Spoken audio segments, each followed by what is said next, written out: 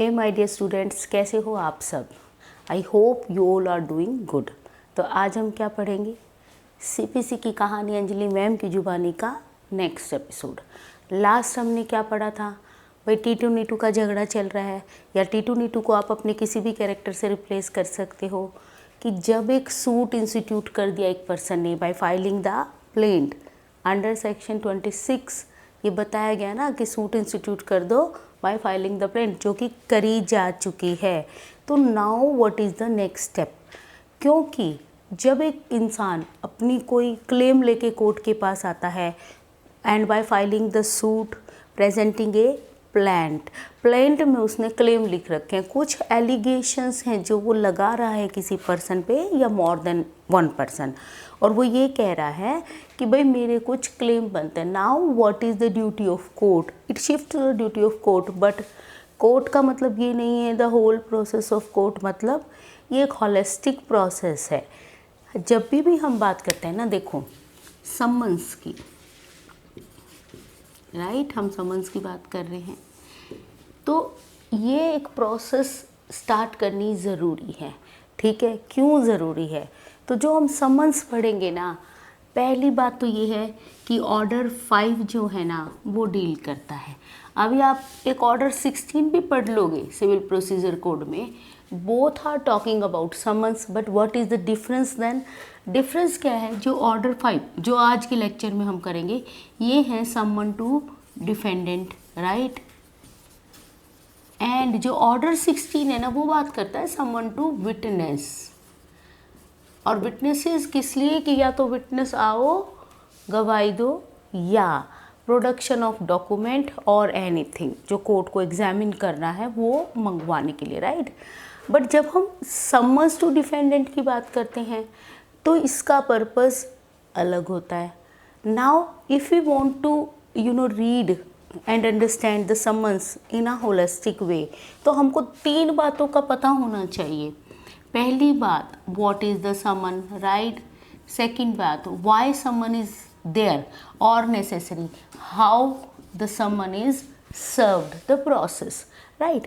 और जब हम टू डिफेंडेंट की बात करते हैं तो फिर टू का मतलब है दिया, तो फिर दिया किसने? क्योंकि यहाँ पे क्वेश्चन आएगा किसने, तो ये बाय कोर्ट रहता है, राइट, कोर्ट देता है। लेकिन क्या इसमें प्लेंटिफ की इन्वॉल्वमेंट नहीं होती? यानी the person who bring the plaint और bring the claims before the court, तो प्लेंटिफ की क्या भूमिका रहती है? सबसे पहला क्वेश्चन है what is the summon, because nowhere definition is provided. तो समन्स क्या है? एक डॉक्यूमेंट है कोर्ट का जो कोर्ट इशू करता है, प्राइवेट पार्टीज इशू नहीं करती हैं, कोर्ट इशू करता है, and that document for the purpose of to call the defendant before the court of justice, कि वो आके आंसर करे। किस चीज़ का आंसर करना उसको? क्योंकि प्लेंटिफ है ना, कोई क्लेम लेके आया है। Now it is the defendant who has to reply upon it, क्योंकि अगर वो रिप्लाई नहीं करेगा तो उसकी क्लेम ठीक है या गलत है, कोर्ट कैसे फाइंड आउट करेगा? तो डिफेंडेंट को बुलाया जाता है, यानी to appear before the court of justice, summon का पर्पज़ है ये। एंड जब समन की बात करते हैं, और हम ये अब ये जो डेफिनेशन कहीं नहीं दिया, आप कहाँ मिलोगे? आप ऑक्सफोर्ड की डिक्शनरी में, और डिक्शनरी मीनिंग इसका ये है कि समन का मतलब होता है to call upon any person to appear before the court and answer. इसीलिए समन टू विटनेस भी समन ही है, समन टू डिफेंडेंट भी समन ही है, and summon to production of documents को भी समन ही बोलते हैं। इसका मतलब to call upon, to appear before the court और to bring something before the court, right. तो ये जो समन होते हैं ना, and why, what and why, summons क्या होते हैं? और अगर हम सिविल प्रोसीजर कोड के ऑर्डर 5 को पढ़ेंगे तो वहाँ पे भले ही डिफाइन नहीं है, कहीं और डिफाइन नहीं है, लेकिन रूल 1 एंड सेक्शन 27 क्या बोलते हैं? इसका मतलब क्या है? रूल 1 ऑर्डर 5 सेक्शन 27, कि जब भी कोई समन होता है ना, वो कोर्ट उसको इशू करता है। कोर्ट की सील होनी चाहिए, साइन होनी चाहिए। कोर्ट का यहाँ मतलब है कोर्ट, जुडिशियल ऑफिसर और any officer authorise for this purpose.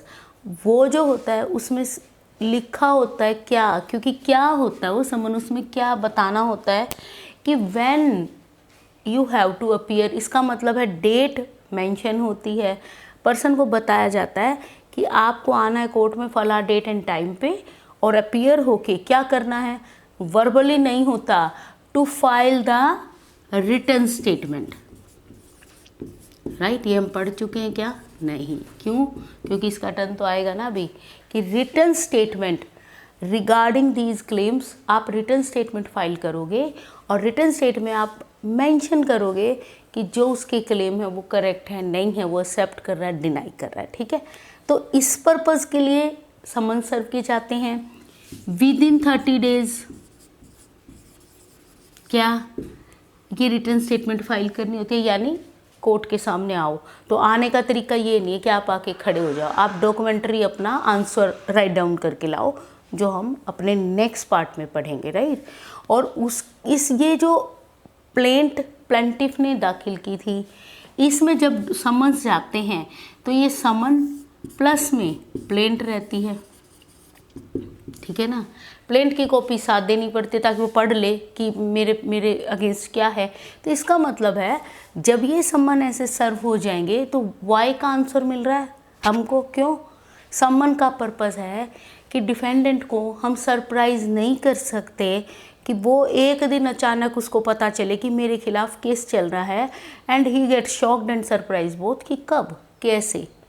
तो ये मौका दिया जाना चाहिए। It is a fair trial process, step of fair trial, that every party is to be given a chance to explain, to give the reasons और to deny something. यानी right to being heard, सुना जाना एक natural justice का principal भी है, और हमारा well ingrained principle of legal system है सिविल। राइट, क्योंकि अगर डिफेंडेंट को मौका नहीं दिया जाएगा तो ये बिल्कुल ही इनजस्टिस हो जाएगा। तो purpose is to give a opportunity to defendant to explain the situation or explain why he is not liable, or maybe he is liable for the claims of the plaintiff. Now question arises कि जब ये written statement अब दे देंगे, इसमें ना आप rule 1 से 8 जो वो जनरल बात कर रहे हैं, जनरल मतलब ये व्हाट एंड वाई के बारे में बता रहे हैं। जैसे कि सेक्शन 27 क्या कह रहा है, सिंपली ये कह रहा है कि जब भी कोई सूट इंस्टीट्यूट हो जाएगा ना तो आपको सम्मन जारी करने पड़ेंगे प्लेंटिफ को कि वो 30 डेज़ के अंदर अंदर कोर्ट के सामने प्रेजेंट हो जाए एंड रिटन स्टेटमेंट फाइल कर दे। लेकिन ये 30 डेज़ के साथ 27 में भी ये प्रोविज़न है, एंड हमारे जो ऑर्डर 5 में भी ये प्रोविज़न है कि 30 डेज़ में भी प्रोविसो अटैच है कि may extend up to 90 days. ठीक है, but after these 90 days court shall not allow any further period। लेकिन नंबर ऑफ केसेस में सुप्रीम कोर्ट ये डिसाइड कर चुके हैं कि shall not be taken as in narrow way, और बिल्कुल लिमिटेड फॉर्म में उसको नहीं लिया जाना चाहिए, but it should be in extended form और ब्रॉडर फॉर्म की if there is any particular reason, any such reason where the defendant is not able to appear before the court and to file the written statement within 90 days, तो even after the 90 days time extend करा जा सकता है, but in exceptional circumstances। and और जो writing में होना चाहिए कोर्ट का रीजनड ऑर्डर होता है कि why he is giving time after the 90 days। ठीक है, अब एक ये बात हो गई। दूसरी बात जो सम्मन से हमें और क्या पता चल रही है कि जो वो अपीयर होने के लिए कोर्ट के सामने ये सम्मन्स इशू करे जा रहे हैं, तो हाउ ही अपीयर, तो एक सिंपल क्या दे रखा है हमारा ऑर्डर 5 के रूल्स क्या कह रहे हैं। मैं 1 से 8 को ऐसे बता रही हूँ रूल वाइज, जहाँ इंपॉर्टेंट है वहीं रूल बता दूँगी, नहीं तो 1 to 8 रूल जो प्रोविजंस हैं I am telling you. Right, तो कोर्ट के सामने अपीयर होने के लिए जो डिफेंडेंट है ना वो क्या होगा, इन पर्सन अपीयर हो सकता है, बट थ्रू प्लीडर भी अपीयर हो सकता है। इसका मतलब क्या है कि इट इज़ नॉट नेसेसरी कि जो डिफेंडेंट है वो इन पर्सन ही आए, वो आ जाए, उसका एडवोकेट आ जाए, एडवोकेट के साथ कोई और ऑथोराइज पर्सन आ जाए जो well versed with the case हो और रिटन स्टेटमेंट को फाइल कर दे। But in certain cases court may bound any person to appear before the court in person. Right, तो उसको आना पड़ेगा, नहीं तो इन जनरल क्या है, there is a choice. Next thing जो समन से जुड़ी हुई है वो और क्या है कि जब भी कोई समन सर्व करे जाते हैं तो उसका पर्पज़ क्या होता है। हम वाई का जो यहाँ पे फाइंड आउट कर रहे हैं, व्हाट एंड वाई, राइट। तो पर्पज़ क्या होता है, वो कहते हैं आप आओ कोर्ट में और रिटन स्टेटमेंट फाइल करो। लेकिन यहाँ पे अगर हम बात करें तो जो वाई की बात चल रही थी ना, वाई द पर्पज़, ये दो होते हैं, राइट। एक for the settlement of issues, right, कि आप इशू तो तभी फ्रेम होंगे ना, यानी कोर्ट ये पूछेगा कंट्रोवर्सी का क्वेश्चन क्या है, जब वो प्लेंटिफ को सुन लेगा और डिफेंडेंट को सुन लेगा through plaint and written statement, then he come to point कि चलो इनके बीच में इशू क्या है। क्योंकि हो सकता है डिफेंडेंट कुछ क्लेम्स को कह रहा हो कि हाँ भाई मैं तो एडमिट ही कर रहा हूँ, तो ये तो इशू ही नहीं है ना। जिनको वो डिनाई कर रहा है, प्लेंटिफ उनको एजर्ट कर रहा है, उन केसेस में इशू फ्रेम हो जाएंगे, राइट। या फिर एक दूसरा पर्पस होता है डिस्पोजल ऑफ केस, कि भाई आप आ जाओ, आज ही डिस्पोज ऑफ कर देंगे सुन के। तो ऐसे में अगर डिस्पोजल ऑफ सूट है ना, तो फिर जो डिफेंडेंट है ना उसको अपने विटनेस भी लाने पड़ेंगे, प्लस में all documents on which he relied upon. तो विटनेस ले आओ, डॉक्यूमेंट्स ले आओ, क्योंकि फाइनल डिस्पोजल ऑफ सूट होना है इस सूरत में। लेकिन अगर सिर्फ सेटलमेंट ऑफ इशू है तो आप रिटन स्टेटमेंट डालोगे, प्लस में ये डॉक्यूमेंट्स तो आपको साथ में लगाने पड़ेंगे। तो यानी कि जब सेटलमेंट होता है तो WS हम रिटन स्टेटमेंट बोल रहे हैं, प्लस में ऑल डॉक्यूमेंट्स जिसपे वो जो डिफेंडेंट है ना वो रिलाइड अपॉन करता है, वो फाइल कर देगा। तो ये हमारा पर्पस है कि किस पर्पस के लिए समन कर रहे हैं हम। ऑर्डर 5 में इन दो बातों के लिए करते हैं, दोनों में से जो भी काम करना है वैसा ही समन में लिखा होगा। प्रिंट की कॉपी अनेक्स्ड है दोनों के साथ ही, वो कॉमन है, यानी कि दो चीज़ कॉमन है कि प्लेंट की कॉपी अनेक्स कर दो, प्लस में all documents on which you relied upon वो अनेक्स कर दो। लेकिन अगर आपको सूट को फाइनली डिस्पोज ऑफ करना है, इस पर्पज़ के लिए डिफेंडेंट को बुलाया जा रहा है, तो भाई अपने विटनेस प्लस में डॉक्यूमेंट सब ले आओ, क्योंकि उस सारों को एक साथ सुन के उसी दिन क्या है डिस्पोज ऑफ हो जाएगा सूट, ठीक है। अब क्वेश्चन ये राइज होता है, क्या समन्स के लिए कोई एरिया भी डिफाइंड है? देखो, क्योंकि जब हम समन सर्व करते हैं तो कहाँ पे करते हैं, वेयर, एक वेयर भी हमारा है, वेयर मतलब किस एरिया में। तो देखो एक सिंपल बात तो है कि विद इन कोर्ट ज्यूरिसडिक्शन, भाई जो जो लोग कोर्ट की ज्यूरिसडिक्शन में रहेंगे उन्हीं को तो बुलाएंगे ना। ये तो हम पहले ज्यूरिसडिक्शन में भी कर चुके हैं, वो कोर्ट इज़ नॉट कॉम्पिटेंट जिसकी ज्यूरिसडिक्शन ही ना हो। लेकिन अगर ज्यूरिसडिक्शन है तो उसमें भी रूल क्या कहता है कि या तो विद इन कोर्ट ज्यूरिसडिक्शन हो तो उन लोगों को बुलाया जाएगा, डिफेंडेंट को बुलाया जाएगा, लेकिन या फिर विद इन 50 मीटर हो, ठीक है, विद इन 50 मीटर तो भी समन सर्व किए जाएंगे, क्या पाओ अपीयर हो, और वो 200 मीटर के दायरे में हो और ट्रांसपोर्ट सही हो, कोई ट्रांसपोर्टेशन सिस्टम हो, यानी कन्वेंस होनी चाहिए कोर्ट तक पहुंचने के लिए, तो भी समन को पर्सनली अपीयर होने के लिए कहा जा सकता है। बट अगर इससे दूर ज़्यादा वाले लोग हैं तो उनको पर्सनली अपीयर होने के लिए नहीं कहा जाता उस कोर्ट के सामने। अब ये तो एक जनरल ज्यूरिसडिक्शन होगी। हमारे रूल इस बारे में भी बात करते हैं कि फॉरेन कोर्ट्स में क्या रहेगा। तो सेक्शन 28, 29 एंड रूल 29 ऑर्डर 5 ये भी इसी बारे में बात करता है कि अगर आउट ऑफ इंडिया कोई समन भेजने हैं तो कैसे भेजे जाएंगे, उन कोर्ट्स को भेजे जाएंगे जो वहाँ सिचुएटेड है। लेकिन ज़रूरी नहीं है कि कोर्ट को भेजे जाएं। जब हम अभी सर्विस ऑफ समन की बात करेंगे तो आजकल हम एक मॉडर्न ईरा में रह रहे हैं, तो आप वहाँ पे नहीं जा सकते हो, फैक्स किया जा सकता है, कुछ कोर्ट के थ्रू भेजा जा सकता है। पर्सन जहाँ पे वर्क फॉर गेन रिजाइड करता है और कैरीज ऑन बिजनेस करता है उस एरिया में सर्व करे जा सकते हैं बाय नंबर ऑफ प्रोसेसेस, जो मैं अभी आपको बताऊंगी अभी नेक्स्ट उसमें हम करेंगे, ठीक है। तो यानी कि कोर्ट के जुडिक्शन में होना चाहिए तो पर्सन को अपीयर होने के लिए बोला जाएगा, नहीं है तो थ्रू प्लीडर आप अपीयर हो जाओ, राइट। आपने कुछ ऐसे भी सूट सुने होंगे ना कि जो डिफेंडेंट है वो तो अमेरिका में है, तो अब वो अमेरिका से विद इन 30 डेज आना not necessary, not possible also sometime. तो इतनी दूर बैठे बंदा अपना रिटर्न स्टेटमेंट फाइल कर सकता है थ्रू द प्लीडर एडवोकेट, उसको पर्सनली अपीयर होने की ज़रूरत नहीं है, क्योंकि ये रूल भी है हमारे पास, राइट। अब ये तो हो गया जनरल बात। अब हमारा नेक्स्ट क्वेश्चन क्या आता है, हाउ। हाउ का मतलब क्या है, हाउ समन्स सर्व्ड, ठीक है। तो इससे क्या निकल के आया हमारी heading, service of summons, right. Summons की सर्विस कैसे होती है, देखो इसमें जो तरीका बता रखा ना, एक है बाय कोर्ट, रूल 9 बात कर रहा है by court, then by plaintiff. अब देखो ये जो देन बाय प्लेंटिफ है ना, ये होता तो थ्रू कोर्ट है मगर प्लेंटिफ सर्व करता है, and substituted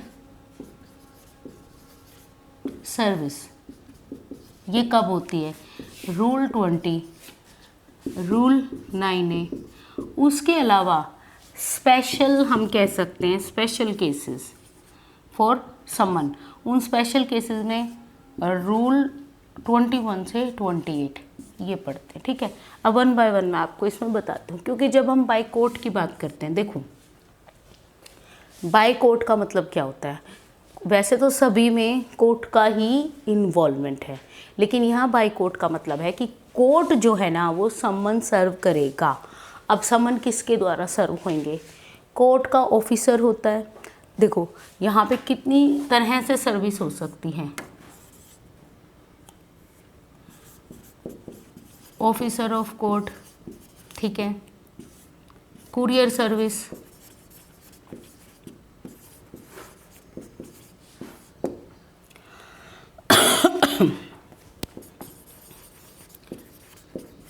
registered post, acknowledgement due, electronic तरीके से यानी कि फैक्स हो सकता है, टेलीग्राम हो सकता है, राइट। और अब क्योंकि हम मॉडर्न टाइम में रह रहे हैं, इसमें व्हाट्सएप भी इंक्लूड कर दिया गया है, राइट।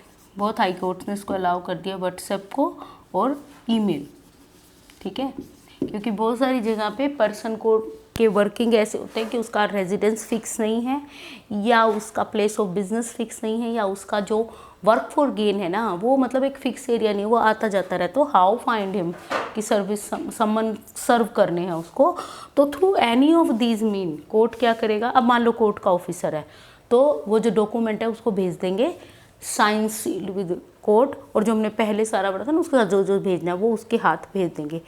अब ये तो एक तरीका हो गया, कोर्ट करेगा, राइट, इसमें इन्वॉल्वमेंट। अब जब ये कोर्ट की जो प्रोसेस होंगी, इन सब का ना मैं एंड में बताऊंगी कि जब भी डिफेंडेंट को दिया जाएगा वो मिल ही नहीं रहा, या वो रिफ्यूज़ कर रहा है, या वो कर लेता है, वो बात की बात है, ठीक है। अब एक दूसरी बात है बाय प्लेंटिफ, इसको हाथ दस्ती या खाली दस्ती समन भी बोलते हैं, दस्ती समन्स। इसका मतलब क्या है, प्लेंटिफ को ये पावर दे दी गई। और देखो ये आप समन्स पढ़ेंगे ना तो 1976 में, 1999 में और 2002 में नंबर ऑफ अमेंडमेंट हुई थी इसमें। तो उन अमेंडमेंट से क्या निकला, इसको बेटर बनाओ, क्योंकि यहाँ ये बताने का पर्पज़ क्या है कि ये जो सर्विस जब होती थी ना, इसी का बेनिफिट लेके प्रोसेस को लेंदी भी करा जाता है। बार बार समन सर्व हो रहे हैं, कभी डिफेंडेंट भाग जा रहा है, मिल नहीं रहा क्योंकि वो अवॉइड करना चाह रहा है प्रोसेस को, या वो कुछ ऐसा कर रहा है नोइंगली या अननोइंगली, या वो सच में नहीं मिल रहा। तो सिर्फ समन सर्व होने में ही इतना टाइम लग जाता था कि return statement number of cases में पता है 5-5 साल बाद फाइल हुई, इतने लेंथी सूट चलने का एक कारण ये भी था, इसीलिए इन तीनों सालों में जो मैंने आपको बताए नंबर ऑफ अमेंडमेंट हुई to reduce the time period. Like अभी 2002 में जब ये हुई तो उसके खिलाफ इवन पटिशन्स भी फाइल हुई थी। स्लेम एडवोकेट बार एसोसिएशन के जो केस थे 2003 के, वो किस पर्पज़ के लिए थे कि भाई ये 30 डेज़ का टाइम फिक्स मत करो, 30 to 90 हो गया समझ लो, मैक्सिमम 90, कमर्शियल में ये ज़्यादा है। तो ये के लिए इतनी ज़्यादा एजिटेशन थी, मगर क्योंकि लॉ कमीशन की रिपोर्ट्स में भी बार बार क्या आ रहा था कि this is the number of main reason, जो अदर रीज़न थे उनमें एक मेन रीज़न ये था कि समन सर्व ना होने की वजह से ढंग से डिफेंडेंट कह रहा है मुझे पता ही नहीं चला, उसको बता ही नहीं रहे, या वो अवॉइड कर रहा है या प्लेंटिफ कोई गेम प्ले कर रहा है। मतलब सारा हो क्या जा रहा था कि the court is looking for the written statement for number of years, right, and the plaintiff में भी if the fault of its defendant, तो प्लेंटिफ इज इन पैनिक कि मुझे सूट फाइल किए हुए इतने साल हो गए but defendant is not appearing. Defendant में भी इन पैनिक कि प्लेंटिफ ने सूट फाइल कर दिया है, समन सर्व नहीं हो रहे हैं, लेकिन एक्स पार्टी डिक्री होगी, यानी in the absence of defendant court ने डिसाइड भी कर दिया, डिफेंडेंट को पता ही नहीं है। तो ये सारी प्रॉब्लम्स भी हो रही थी। तो ये एक और बताया गया कि अगर थोड़ा जल्दी करना है तो प्लेंटिफ कह रहा है मैं बाय हैंड मैं दे देता हूँ, डिफेंडेंट को समन सर्व कर देता हूँ, राइट। एंड सब्स्टिट्यूटेड सर्विस का क्या कारण था कि भाई जब ये सारी कुछ इफेक्टिव नहीं हो रही, पर्सनल सर्विस इफेक्टिव नहीं हो रही, क्योंकि ये जब हम बात कर रहे हैं बाय कोर्ट तो इसमें एक और हमारा आ जाता है, क्योंकि वो वैसा नहीं हम कह सकते एक अलग है, बट उसको पर्सनल सर्विस में ले आते हैं कि पर्सनली जाके दे दो प्लेंटिफ को। तो ये रूल 10 से 16 और 18, राइट, ये सारे इसमें इंक्लूड होते हैं। तो ये जो पर्सनल सर्विस होती है इसका पर्पज़ क्या होता है ये भी मैं बता देती हूँ, ठीक है। तो जब ये कोई सर्विस नहीं हो पाती तो सब्स्टिट्यूटेड सर्विस भी है अवेलेबल कि अगर कुछ भी नहीं हो पा रहा तो नाउ आप ये करो, ठीक है। तो ये एक हमने कर लिया कि कोर्ट रूल 9 ये बता रहा है कि जब भी विद इन आप कहोगे कि 30 डेज आप रिटन स्टेटमेंट करनी है तो आप इनके थ्रू भेज दोगे टू द डिफेंडेंट कि भाई उसको जाके समन सर्व कर दो। प्लेंटिफ में क्या है, प्लेंटिफ खुद लेके चला जाएगा और समन सर्व करेगा। दोनों ही सूरत में क्या है कि या तो कोर्ट का ऑफिसर गया है या कोई कुरियर सर्विस गई है, स्पीड पोस्ट करी गई, क्योंकि इसमें आप स्पीड पोस्ट भी हम एक बात करते हैं ना कि अगर हम इसकी बात कर रहे हैं एक्नॉलेजमेंट ड्यू, इसका मतलब क्या है, रजिस्टर्ड पोस्ट है, घर में डाला है, कोई साइन नहीं कर रहा, लेकिन क्योंकि वो रजिस्टर्ड पोस्ट है अगर वो टाइम जगह पे गई है तो ये मान लिया जाता है कि वो पहुंच गई होगी। ऐसा नहीं माना जाएगा, नहीं, क्योंकि विद इन 30 डेज वो वापस आ जानी चाहिए। अगर वो नहीं पहुंचे तो पोस्टल डिपार्टमेंट वापस करेगा कोर्ट को, नहीं कर रहा तो इसका मतलब क्या है, पहुंच गई है, तो ये मान लिया जाएगा कि मिल गई है, राइट। स्पीड पोस्ट कुरियर्स क्या करेंगे, और द कोर्ट ऑफिसर या कोई और डेजिग्नेटेड, और ये कुरियर कौन है, ये हाई कोर्ट या डिस्ट्रिक्ट कोर्ट रूल फ्रेम कर देते हैं, बता देते हैं, उनकी लिस्ट होती है, सिर्फ वही कुरियर सर्विसेज के थ्रू सम्मन सर्व कराए जाते हैं, अपनी मन मर्जी नहीं होती, राइट। तो इसमें हाई कोर्ट या डिस्ट्रिक्ट कोर्ट अपनी एक बना देता गाइडलाइन कि कौन से कुरियर सर्विसेज हैं, राइट, या कौन से मोड ऑफ सर्विस हैं वो भी वो डिफाइन कर देते हैं, ठीक है। तो प्लेंटिफ अगर जाएगा तो भी और इनमें से कोई जाएगा तो भी, तो होगा क्या, प्लेंटिफ मान लो गया, अब वो दे के ही ना आए तो it is mandatory for plaintiff क्या करेगा, जब वो सम्मन सर्व करेगा तो उस पर एंडोर्समेंट हो जाएगी द कॉपी पे कि उसने ले लिए हैं सम्मन, ही एक्सेप्ट, साइन करा के लाएगा ना पर्सन के, उसको डायरेक्ट डिफेंडेंट को नहीं दिया, उसके किसी फैमिली मेम्बर को दे दिया, तो उस पर एंडोर्समेंट हो जाएगी कि हाउ ही सर्व द सम्मन विद एक्नॉलेजमेंट, और वो फिर उसको कोर्ट को जमा करानी होती है विद द स्टेटमेंट की लाइक सम्मन सर्व हो गए हैं, कोर्ट सेटिस्फाइड है, ठीक है। और अगर मान लो वो ये एंडोर्समेंट के साथ आ जाता है कि defendant is refusing to sign, accept ही नहीं कर रहा सम्मन्स को, तो कोर्ट या तो ये मान लेगा, नहीं तो उसके पास चॉइस है कि वो दूसरे मोड से, रेगुलर मोड से फिर से सम्मन सर्व कराएगा प्लेंटिफ को देने की बजाय, या प्लेंटिफ कोई कहेगा यू कैन सर्व अगेन, मतलब प्लेंटिफ कोई भेज देगा, नहीं तो कोई और सर्विस। नाउ पर्सनल सर्विस की जब हम बात करते हैं तो ये कहते हैं देखो समन एक चीज़ है, इंफॉर्मेशन है टू डिफेंडेंट, तो वो उस तक पहुंचनी चाहिए। तो उस तक पहुंचने के पर्पज़ को ध्यान में रखते हुए इतनी सारी प्रोविज़न है कि पर्सनल सर्विस का मतलब क्या है, in most of cases defendant है उसको जाके दे दो। तो यानी कि सबसे पहला तरीका क्या होता है, serve the summon to defendant, लेकिन डिफेंडेंट इज़ नॉट प्रेजेंट, मतलब घर जा रहे हैं, अब डिफेंडेंट इज़ इन जॉब, तो वो 6 बजे निकल जाता है और रात के 10-11 बजे घर आता है। तो अब कुरियर सर्विस कैसे जाए भाई इस दौरान, वो सुबह 4-5 बजे नहीं जा सकते, वो रात के 11-12 बजे नहीं जा सकते। तो ऐसे में अगर वो कोई एजेंट के थ्रू वर्क कर रहा है तो उसके एजेंट को सर्व कर दो। But if there is no agent तो family member, adult male members को समन सर्व कर सकते हो। लेकिन रूल 15 क्या कह रहा है, सर्वेंट, एक्सप्लेनेशन है, servant is not the family member, right. आप कह रहे हो फैमिली मेम्बर्स को दे दो, लेकिन वो क्या कह रहे हैं, servant is not the family member. तो इसका मतलब ये नहीं है सर्वेंट को पकड़ा के आ जाओ, नहीं पकड़ा सकते हो। तो यहाँ पे अगर डिफेंडेंट मान लो कोई एक पर्सन है, मान लो डिफेंडेंट यहाँ पे कोई पार्टनर्स हैं, तो अगर वो पार्टनर फॉर्म डिसॉल्व हो गई है तो इंडिविजुअली ईच पार्टनर को समन सर्व करने पड़ेंगे। मगर अगर वो फॉर्म चल रही है तो किसी भी पार्टनर को समन सर्व कर दो, फर्म के वर्क प्लेस पे कर दो। मान लो यहाँ पे पर्सनल सर्विस करने के लिए जब हम सिर्फ डिफेंडेंट की बात करते हैं तो उसके प्लेस ऑफ रेजिडेंस पे कर दो, उसके ऐसे प्लेस पे कर दो where he carries on his business, और ऐसे प्लेस पे where he work for gain, ठीक है ना। यहाँ किसी भी प्लेस पे समन को भेज दो। मान लो ये जो समन जिसको सर्व कर रहे हैं वो कोई इमूवेबल प्रॉपर्टी है, तो भाई इमूवेबल प्रॉपर्टी का केयरटेकर जो पर्सन है, एजेंट है कोई, मैनेजर है कोई, या डिफेंडेंट हिमसेल्फ है, तो उस इमूवेबल प्रॉपर्टी जो सिचुएटेड है ना, वहाँ पे जो उसकी टेक केयर कर रहा है ना, उस पर्सन को समन सर्व कर दो, ठीक है। तो ये जो समन सर्व करने का पर्पज़ है ये क्या है कि भाई पहुँचना चाहिए डिफेंडेंट तक। आप ऐसे हवा में समन सर्व करके नहीं आ सकते। You can not serve the summons in another way, कि पता ही चल गया होगा उसको, ऐसा नहीं है। आप पड़ोसी को दे के आ जाओ कि पड़ोसी है, बहुत अच्छा आना जाना है, the neighbour will serve the summon, no. इसीलिए घर की फीमेल्स भी इसमें इंक्लूड नहीं है। आप ये देखो मेल एडल्ट पर्सन इसमें मेंशन है, सर्वेंट इज नॉट, दो एजेंट इज देयर। अगर एजेंट बिजनेस कर रहा है ना ऑन बिहाफ ऑफ, मतलब बिजनेस है और एजेंट इज देयर, कोई भी ऐसी जगह है जहाँ पे उसके एजेंट संभाल रहे हैं तो उस प्लेस पे भी समन सर्व करा जा सकता है। That is the valid service of summons, right. ये तो होगी पर्सनल सर्विस।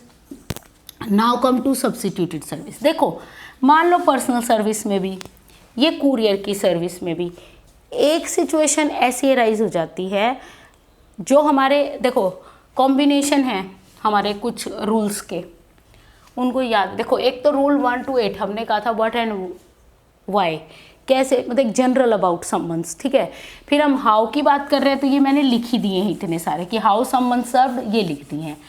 उसके अलावा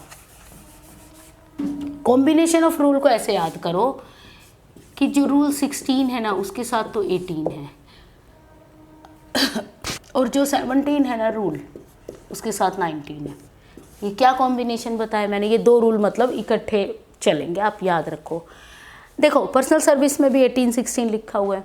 द रीज़न इज़ कि जब पर्सनल सर्विस की जाती है, अभी देखो ये तो हमने सर्विस कर दिया, नाउ क्वेश्चन अराइज कि ये तो हम बता रहे हैं कि ऐसा कर देना, बट कॉन्सिक्वेंस क्या हो सकता है कि कुरियर पर्सन, ब्लैंटेफ, या जो पर्सनली हम भेज रहे हैं थ्रू द कोर्ट, मतलब पर्सनल सर्विस होएगी बट थ्रू दीज, उस पर्सन को भेज रहे हैं बट वो रिफ्यूज़ कर रहा है, साइन ही नहीं कर रहा, वो कह रहा है मैं तो नहीं ले रहा सम्मान, अब ज़बरदस्ती कैसे दें। वो गेट नहीं खोल रहा, बाहर खड़ा है सर्व करने वाला, अंदर खड़ा है defendant, he is saying I am not taking it, I am not coming to court. तो इसका मतलब क्या है, साइन नहीं कर रहा। अब ऐसे में देखा जाए तो रिफ्यूज़ल है, कोर्ट का पर्सन आके कह रहा है कि डिफेंडेंट इज़ रिफ्यूजिंग, तो कोर्ट मान लेगा, बट ऐसा कैसे मान लेगा, वो झूठ बोल सकता है, वो करप्ट हो सकता है, वो इग्नोरेंट हो सकता है, या उसने ज़्यादा एफर्ट करे ही ना हो, वो अपनी लेजीनेस की वजह से वहाँ तक गया ही ना हो और आके कह दे द डिफेंडेंट इज रिफ्यूजिंग, या वो 2-3 बार गया उसको मिल नहीं रहा तो उसने कह दिया मना कर रहा है। ऐसा नहीं है। सीधा सीधा ऐसा नहीं है कि भाई यही मान लिया जाएगा। तो जहाँ पे समन सर्व होते हैं वहाँ का रूल क्या है, ये कॉम्बिनेशन क्या कह रहे हैं, एक डिनाइल को एक्सप्लेन कर रहा है, एक एक्सेप्टेंस को एक्सप्लेन कर रहा है। तो जब हम बात करेंगे 16-18 की, तो जब भी कोई लेके जाएगा उस पर एंडोर्समेंट होगी, क्या होगा, काउंटर साइन होता है, एक कॉपी उसको दे दी, लेकिन जो कॉपी है ओरिजिनल उस पर क्या है, उसने साइन करे और दे दिया कोर्ट को वापस कि ठीक है डिफेंडेंट ने एक्सेप्ट कर लिए समन। फिर वो क्या करेगा, ऐसा थोड़ी ना है कि खाली लिखने से काम चलेगा, वो जाएगा कोर्ट में वो ये बताएगा कि ये देखो समन सर्व हो गए हैं और किसके सामने हुए, किस सिचुएशन में, कब दिए, डिफेंडेंट ने साइन कर दिए, ये भी उसको जाके कोर्ट में बताना पड़ेगा, राइट।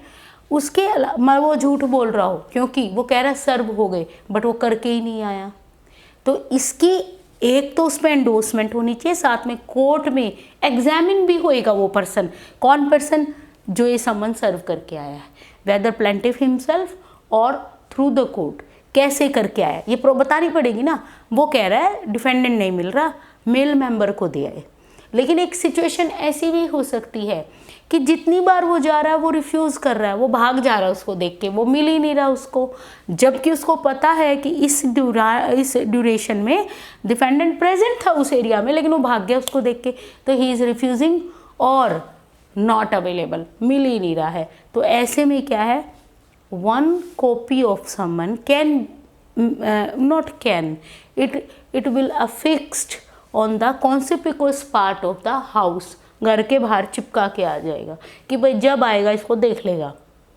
राइट, क्योंकि उसको तो अवॉइड नहीं कर सकता। तो क्या इस तरीके से सर्व हुआ है, यानी डायरेक्ट पर्सनल सर्विस हुई है, किसी घर के मेल मेंबर को दिया गया है, एजेंट को दिया गया है, इमूवेबल प्रॉपर्टी थी वहाँ दिया गया है, या जब डिफेंडेंट नहीं ले रहा, अंदर से गेट ही नहीं खोल रहा, वो बार बार कह रहा आप सम्मन ले लो, तो ऐसे में क्या करेगा सम्मन सर्विंग करने वाला पर्सन, वो कहेगा ठीक है मत खोलो, ये रही कॉपी और ये रहा आपका जो डोर के साथ वॉल है, चिपका देगा, सम्मन सर्व हो गए, राइट। तो ये प्रोसेस बतानी पड़ेगी। लेकिन एक दूसरा कॉम्बिनेशन क्या कह रहा है, when the person is refusing और नॉट अवेलेबल, मिल नहीं रहा या रिफ्यूज़ कर रहा है, तो सम्मन सर्व नहीं हो पाए ना, तो उस पर अधिकारी भी तो बताएगा ना कि this summons are not served in a way because, क्यों, तो वो रीज़न पता होना चाहिए। फिर कोर्ट में वो एग्जामिन होएगा reason of not service of summon, तो either the defendant is refusing और ही इज़ नॉट अवेलेबल, वो जो भी रीज़न है, घर में कोई नहीं मिल रहा है, वो नंबर ऑफ टाइम जा चुका है बट न पर्सन इज़ अवेलेबल, तो कोर्ट को बताना पड़ेगा, ठीक है ना। तो कोर्ट विल डिसाइड ना कि सम्मन दोबारा सर्व करे जाएंगे या कोई और सर्विस प्रोवाइड करी जाएगी। फिर जो लास्ट हमारी सब्स्टिट्यूटेड सर्विस है, जो मैं अभी आपको बता रही हूँ क्यों सब्स्टिट्यूटेड है, कि मान लो जो ये मैंने आपको बताए हैं भाग रहा है, वो अवेलेबल नहीं हो रहा है, तो ऐसे में ये तो है नहीं ना कि कोर्ट हाथ पे हाथ धर के बैठ जाए कि अब प्रोसेस चलेगी नहीं क्योंकि ये तो हॉल्ट पे आ गया। Then there is a substituted service. Substituted service सिर्फ किस केस में हो सकती है, जब ये जो डिफेंडेंट है ना, ये भाग रहा है सर्विस ऑफ समन से, ये ऐसा कुछ कर रहा है कि सर्विस समन इसकी वजह से नहीं हो पा रही है, तो इसका मतलब क्या है, only situation when the defendant is avoiding the summon, जो डिफेंडेंट है ना वो अवॉइड कर रहा है, राइट, अवॉइडिंग है। अवॉइडिंग कैसे होगी, रन हो गया है, ठीक है, भाग जा रहा है, नॉट अवेलेबल, लेकिन यहाँ पे नॉट अवेलेबल तो हमने पहले में भी किया था, नोइंगली नॉट अवेलेबल, मतलब अपने आप को अवेलेबल नहीं करा रहा है नोइंगली। तो ऐसे में कोर्ट क्या करेगा, डिफेंडेंट को समन सर्व कैसे होंगे, देखो इसमें एफिक्स होएगा, एफिक्स द कॉपी ऑफ समन, ठीक है। एक तरीका तो क्या है, consequence part of court, court के किसी ऐसी जगह पे चिपका देंगे उस सम्मन को जो दिखता हो, क्योंकि लॉयर्स है वहाँ पे, कोर्ट ने कह रहा है सम्मन सर्व हो गया। अब देखा जाए तो डिफेंडेंट कोर्ट में क्यों आएगा, but it is the substituted service and और the consequence part of house. अब कौन सा हाउस, यहाँ पे हाउस हो सकता है लास्ट प्लेस ऑफ रेजिडेंस, जहाँ वो रहा हो, मे बी उसने अब रेजिडेंस बदल लिया, लेकिन जो वो लास्ट जहाँ रिजाइड करा हो उस जगह पे जाके उस घर के बाहर भी सम्मन की कॉपी चिपकाई जाएगी। एक प्रोसेस तो ये है। दूसरा, न्यूज़पेपर के थ्रू पब्लिश करा जाएगा। आपने अक्सर, अगर आप अखबारों को आप पढ़ोगे, उसमें बहुत सारे सम्मन आप देखना आए दिन पब्लिश होते रहते हैं, क्योंकि वहाँ पे डिफेंडेंट नहीं मिल रहे होते, वो अवॉइड कर रहे हैं, वो भाग जा रहे हैं, प्रोसेस को कंप्लाई नहीं कर रहे जानबूझ के। तो ऐसे में जो ये देखो, और ये जो सब्स्टिट्यूटेड है ना, ये बाय ऑर्डर ऑफ कोर्ट होती है। यहाँ पे court shell order the substituted service in this situation. इसका मतलब क्या है, जो पहले वो कॉन्सिक्वेंस पार्ट ऑफ हाउस पे लगा के आया था, उसके लिए कोर्ट ऑर्डर की जरूरत है, वो मना कर रहा है, वो उसको अवेलेबल नहीं हो रहा, खुद से जो सर्विंग पर्सन है ना वो बाहर चिपका के आ गया। लेकिन अगर डिफेंडेंट जानबूझ के अवेलेबल नहीं हो रहा, भाग जा रहा है, तो यहाँ पे जो सब्स्टिट्यूटेड सर है ना, ये पहले कोर्ट का ऑर्डर होएगा, कोर्ट शैल ऑर्डर, बाद में नहीं, चिपकाने के बाद कोर्ट को बताया नहीं जाएगा। पहले वाली प्रोसेस में क्या था, वो मना कर रहा है, ये कर रहा है, कोर्ट को बताया जा रहा है। यहाँ पे क्या है, कोर्ट को बता देंगे कि डिफेंडेंट ऐसे कर रहा है जानबूझ के, देन कोर्ट ऑर्डर कि ठीक है फिर सर्विस कर दो। तो जो न्यूज़पेपर है कौन सा, जिस एरिया में डिफेंडेंट रिजाइड करता हो, वर्क फॉर गेन करता हो, कैरीज ऑन बिजनेस करता हो, उस एरियाज के जो सर्कुलेटिंग न्यूज़पेपर है ना कोई भी, उसमें पब्लिश करा दो। लेकिन यहाँ पे देखो, अब न्यूज़पेपर में पब्लिश कर दो समन्स को। इसमें एक और ख़ास बात है कि whether the newspaper person read और नॉट, ये कोर्ट का पर्पज़ नहीं है। हो सकता है इलिटरेट बंदा, उसको पढ़ना ही ना आता हो, तो वो पढ़े या ना पढ़े समन सर्व कर दो, राइट। तो न्यूज़पेपर में इवन कई जगहों पे बीट ऑफ ड्रम से भी हैं। बीट ऑफ ड्रम मतलब मुनादी करा दो कि भाई सुनो सुनो, तो जानकार सुन लेंगे और जा करके बता देंगे कि भाई देखो सुनो सुनो ऐसा हो रहा है, सम्मन है।